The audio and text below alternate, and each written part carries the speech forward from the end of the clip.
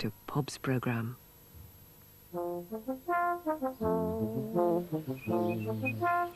Hi. Now what could this be? If in my programme you would be, wind the wool and follow me. Right, wind the wool. Off there.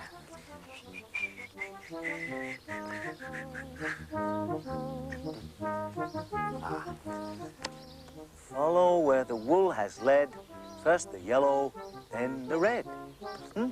Just do as he said. Where on earth are we going? There's the next one, and next one. Ha! Ha ha! Wind it slowly, wind it fast. A secret you will find at last.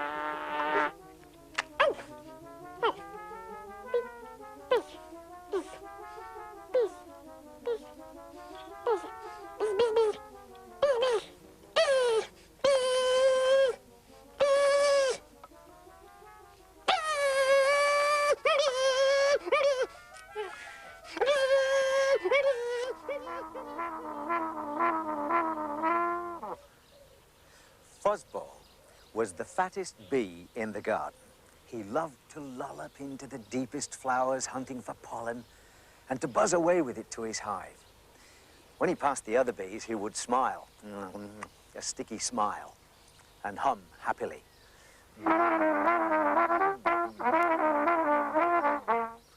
He was the best bee, and he knew it. Sometimes he would sit on the branches of the apple tree and listen to the magpies chattering. They'd go, and Fuzzball would say, as if he understood everything they were talking about.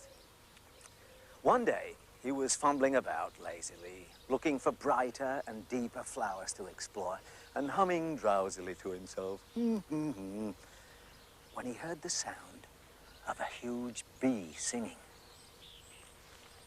Fuzzball stopped for a minute and listened. He flew around the garden knowing that somewhere there was a fatter, louder bee than himself, and feeling very angry about it. The singing came out of the house and into the garden. And Fuzzball bumbled about in amazement and alarm because he saw that it was coming from the biggest bee in the world, and that the fat bee was taking pollen from a huge yellow flower. Fuzzball flew up into the apple tree, but the magpies had scattered in fright. The huge bee and the yellow flower sat in a deck chair in the garden and kept on buzzing. And Fuzzball sat in the apple tree and trembled.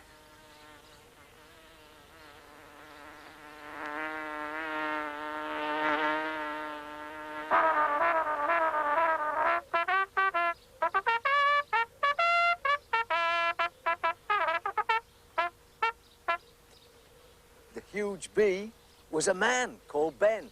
He played in a band every Sunday. He'd come out in the garden in his black and gold bandman's outfit to practice his trumpet. And there he was, buzzing away happily and not knowing how much fright he was giving to everyone. But even though Fuzzball was frightened, he was greedy. He thought Ben's trumpet was the brightest flower he'd ever seen. The more he thought about it, the more he wanted to explore its dark mouth for the wonderful sweet pollen that must be inside it. When Ben was quiet for a moment, Fuzzball took his chance. He flew to the rim of the trumpet and peered down it. It was deep and dark, like the heart of a golden lily. He hummed quietly to himself, because he was very frightened, and then he plunged down. That was when Ben started playing again.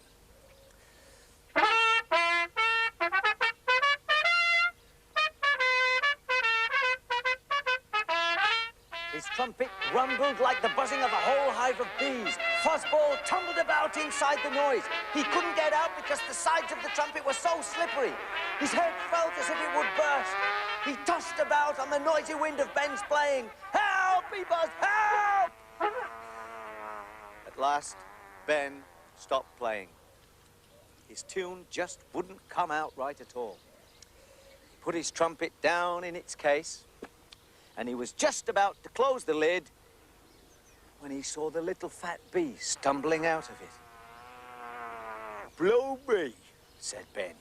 a bee. No wonder my tune wouldn't come out right. And as for poor Fuzzball, well, he was so tired, and he'd had such a headache that he had to walk all the way home to his hive. And it was a long, long time before he came out again.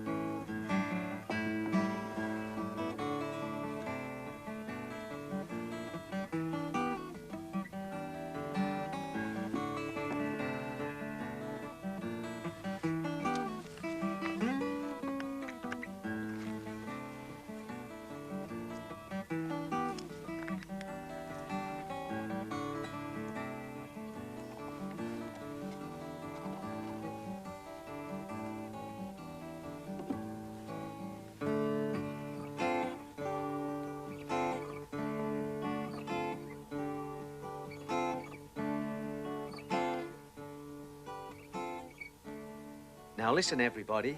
A story you must know. It's about a game of hide and seek 100 years ago.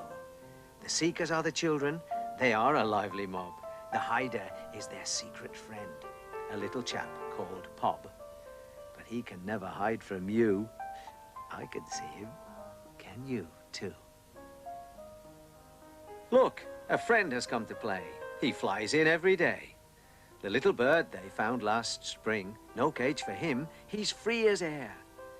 You're my friend too, says Pob. From where?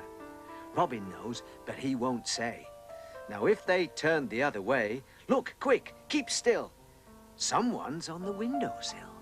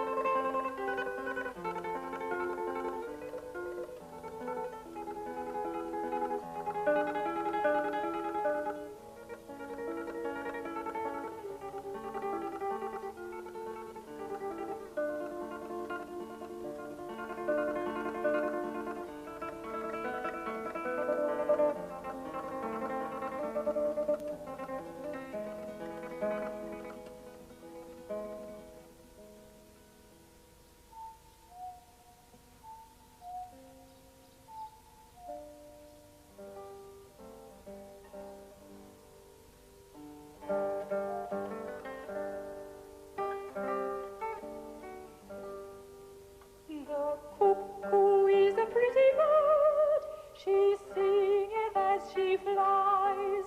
She bringeth us good tidings, she telleth us no lies. She sucks the sweetest flowers to keep her throat so clear, and every time she singeth, cuckoo, cuckoo, cuckoo. The summer draweth near.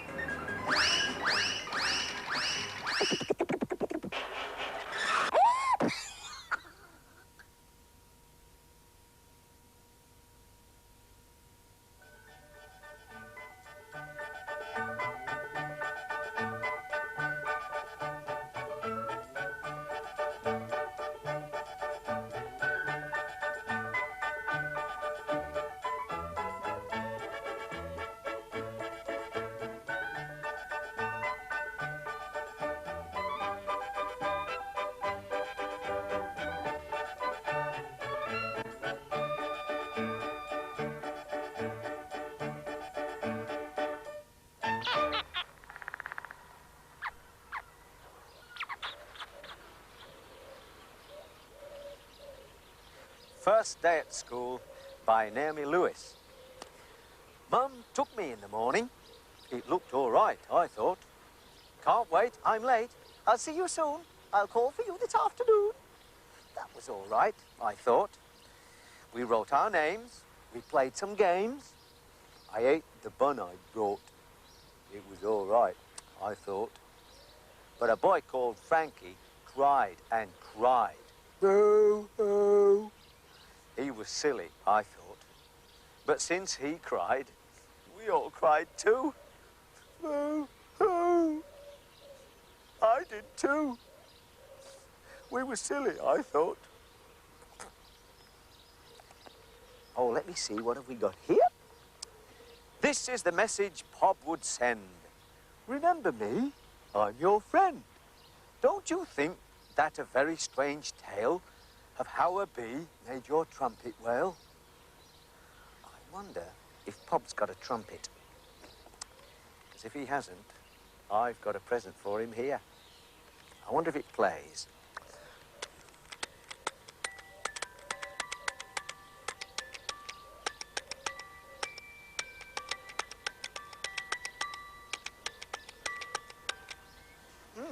That tune rings a bell. Do you think Pop will like it? 2 tugs.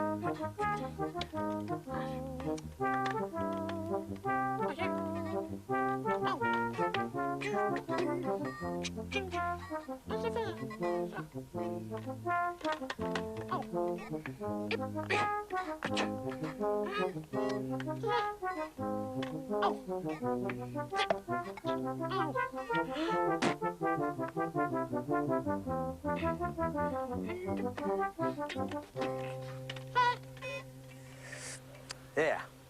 On your programme, I have been. I'll say goodbye and leave the scene.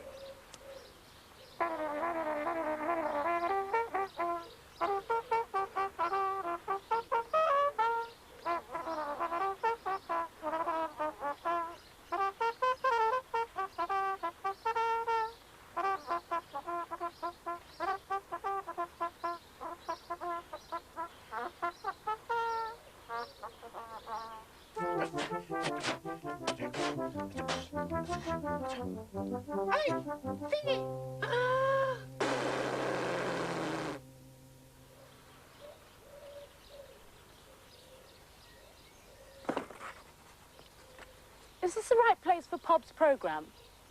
Oh, thank goodness I found it. Oh, no, I got lost. I've missed it. Well, never mind. I'll come back next week and read you a story. All right? See you then.